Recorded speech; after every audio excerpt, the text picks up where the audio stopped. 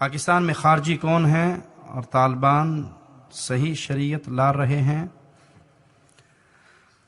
خوارج کی نشان یہ ہے وہ جو کبیرہ گناہ کی وجہ سے لوگوں کو کافر قرار دے دیں، کبیرہ گناہ کی وجہ سے مسلمان حکمرانوں کو کافر قرار دے دیں، یہ خوارج کی نشان یہ ہے۔ اور جو طالبان شریعت کا نفاذ کر رہے ہیں وہ قرآن و حدیث کی شریعت کا نفاذ نہیں ہے، بلکہ وہ خاص اپنے فرقے کے لیے محنت ہے، اور اس کے بے بہا ہمارے پاس دلائل موجود ہیں۔ اہل توحید علماء کو کوئٹہ میں آ کے انہوں نے قتل کیا ہے صرف اس وجہ سے کہ وہ توحید اور سنت کی بات کرتے ہیں۔ قندھار کے اندر بہت سارے سلفی علماء کو انہوں نے جیلوں میں ڈالا ہے، مارا ہے۔ اور ایک قندھار کے محمد قندھاری ایک عالم تھے جو بنوری ٹاؤن سے فارغ ہونے کے بعد الحمدللہ انہوں نے میری کچھ سی ڈی سنی اور وہ اہل توحید میں اہل الحدیث میں شامل ہوئے۔ وہ وہاں سے بھاگ کے آئے اور پشاور سے مجھے فون کیا کہ میرے بہت ساتھی ایسے ہیں جو گرفتار ہو چکے ہیں اور میں وہاں سے بھاگ کے اپنی جان بچا کے آیا ہوں۔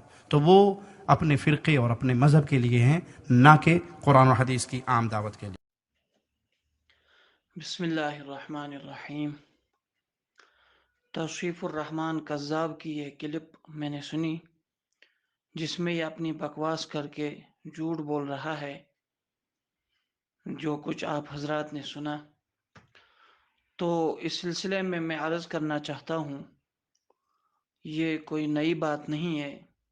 جیسا کہ توصیف الرحمن کہہ رہے ہیں، ایک مسلمانوں کی حق پرست جماعت کو جنہوں نے بے شمار قربانیاں دے کر مسلمانوں کا سر فخر سے بلند کر دیا، اور اس دور میں جس دور میں ہر طرف مسلمانوں پر ظلم و ستم کیا جا رہا تھا، اور اس دور میں خود کو سپر پاور کہلانے والی طاقت اس کے تکبر کو اس کے غرور کو مٹی میں ملا دیا، اور جس کی وجہ سے مسلمانوں کو بے حد خوشی ہوئی۔ اور وہ بعد میں یہ بھی کہہ رہے کہ ہمارا اس میں کوئی کرنا درنا نہیں ہے، جو کچھ بھی ہوا اللہ ہی کی مدد سے ہوا ہے۔ اگرچہ ہم دیکھنے میں کم تھے لیکن اللہ کی مدد شامل حال تھی، جس کی وجہ سے ہم کو یہ کامیابی ملی۔ اور ایسا قرآن میں بیان بھی کیا گیا ہے، کم من فئۃ قلیلۃ غلبت فئۃ کثیرۃ باذن اللہ۔ جب ایمان مضبوط ہو، اخلاص ہو، للہیت ہو، تو پھر اللہ تعالیٰ جماعتوں کے محتاج نہیں ہے۔ پھر دکھنے میں تو جماعتیں بہت مختصر سی ہوتی ہیں اور لاکھوں کے لشکر پر جو ہے وہ بھاری پڑ جاتی ہے۔ جب ایمان مضبوط ہو اور اخلاص ہو، للہیت ہو، جیسا کہ تاریخ نے اس کا مشاہدہ کیا، اور حال ہی میں ہم نے افغانستان میں دیکھا کہ کس طریقے سے نہتے مسلمان جو بے سر و سامان تھے لیکن ایمان پر مضبوطی کے ساتھ قائم اور دائم رہے، اخلاص و للہیت کے ساتھ وہ جو ہیں استقامت پر رہے، اللہ تعالیٰ نے ان کو کامیاب کیا۔ اب جو توصیف الرحمن کذاب ان کے بارے میں یہ کہہ رہا ہے وہ صحیح شریعت نہیں لا رہے ہیں، تو اس میں کوئی جو ہے گھبرانے کی بات نہیں ہے یا کوئی نئی بات نہیں ہے۔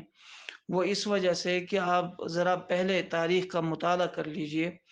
جس وقت انگریزوں کے خلاف جنگ چل رہی تھی ہندوستان میں، انہی کے کتابوں کے حوالے موجود ہیں، انہی کے جو اکابرین ہیں غیر مقلدین کے، انہوں نے جو اپنی کتابوں میں لکھا ہے، ہم وہی کچھ پڑھ رہے ہیں۔ وہی کچھ پڑھنے کے بعد یہ باتیں معلوم ہو رہی ہے کہ وہ خود لکھتے ہیں ہمارا یہ جو فرقہ ہے غیر مقلدیت کا فرقہ، یہ انگریزوں کی حکومت سے پہلے اس کا وجود ہی نہیں تھا کہیں۔ جب انگریزوں کی حکومت آئی تو اس وقت جو انہوں نے ظلم و ستم شروع کیا، اس کے خلاف تمام علماء کرام نے، علماء حقہ نے ان کے خلاف جہاد کا اعلان کیا۔ اور اگر اس وقت انگریزوں کے خلاف جہاد کرنے سے انکار کیا، وہ صرف اور صرف غیر مقلدین کی جماعت تھی۔ اور جو علماء اس وقت برسر پیکار تھے، میدان کارزار میں تھے اور حق کی نمائندگی کر رہے تھے، اس وقت جو ہے دشمنوں کا ساتھ دینے والی جماعت جو تھی وہ غیر مقلدین کی جماعت تھی۔ یہ میں اپنی طرف سے نہیں کہہ رہا، یہ آپ نذیر احمد بٹالوی، حسین احمد بٹالوی اور نواب صدیق حسن خان، ان تمام کی کتابوں کو آپ جو ہے پڑھ سکتے ہیں۔ انہوں نے اس بارے میں کیا لکھا ہے، خود ہی انہوں نے ان واقعات کو لکھا ہے۔ تو لہذا یہ بات واضح ہو رہی ہے توصیف الرحمان کا آج یہ کہنا کہ اہل حق کی جماعت نہیں ہے کوئی نئی بات نہیں، اس وقت بھی انہوں نے یہی باتیں کہی تھی کہ جو مسلمان انگریزوں کے خلاف لڑ رہے ہیں یہ حق پر نہیں ہے۔ انگریزوں نے جو مذہبی آزادی دی اصل میں یہ یہی چاہتے تھے۔ انگریزوں نے ایک خاص قسم کا انعام ان پر یہ کیا کہ انہوں نے مذہبی آزادی دی، جس کا انہوں نے بہت زیادہ فائدہ اٹھایا۔ مذہبی آزادی یہ تھی کہ جس کو جس انداز میں جس طریقے سے قرآن و حدیث کی تشریح کرنی ہوگی وہ اس انداز میں کرے، کوئی جو ہے رکاوٹ اس کے لیے نہیں ہوگی۔ حکومتی سطح پر اس کا اعلان کیا گیا، تو اس اعلان کا ان بدبختوں نے بہت زیادہ فائدہ اٹھایا۔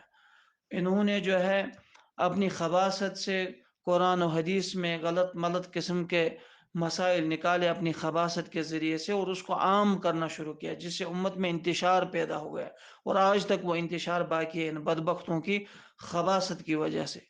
لیکن علماء حق جو اس وقت تھے، جو مسلمان تھے، انہوں نے کہا قرآن و حدیث کی تشریح تو وہی معتبر ہے جو صحابہ کرام نے کی، جو اولیاء کرام نے کی، ہمیں اپنی عقلوں کے ذریعے سے قرآن کو سمجھنے کی ضرورت نہیں ہے۔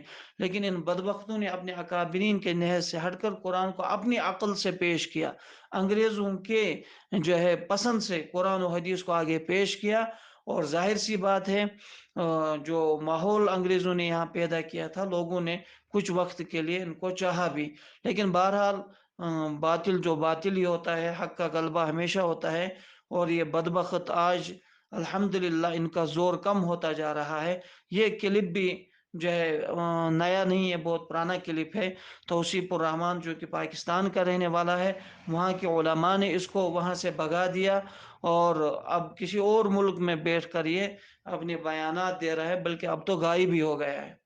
تو یہ کوئی نئی بات نہیں جو یہ کہہ رہے ہیں، انہوں نے شروع سے ہی مسلمانوں کے ساتھ غداریاں کی ہے۔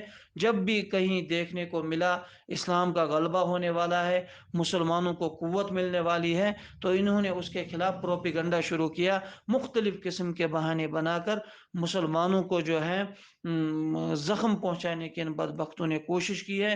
اور میں یہ سمجھتا ہوں یہ اسلام کے سب سے بڑے دشمن ہیں، جو مسلمانوں کا لباس اوڑھ کر اسلام اور مسلمانوں کو بدنام کر رہے ہیں۔ دعا کریں اللہ تعالیٰ ان خبیثوں کی خباثت سے پوری امت کی حفاظت فرمائے، ان کے شر اور فتنے سے پوری امت کی حفاظت فرمائے۔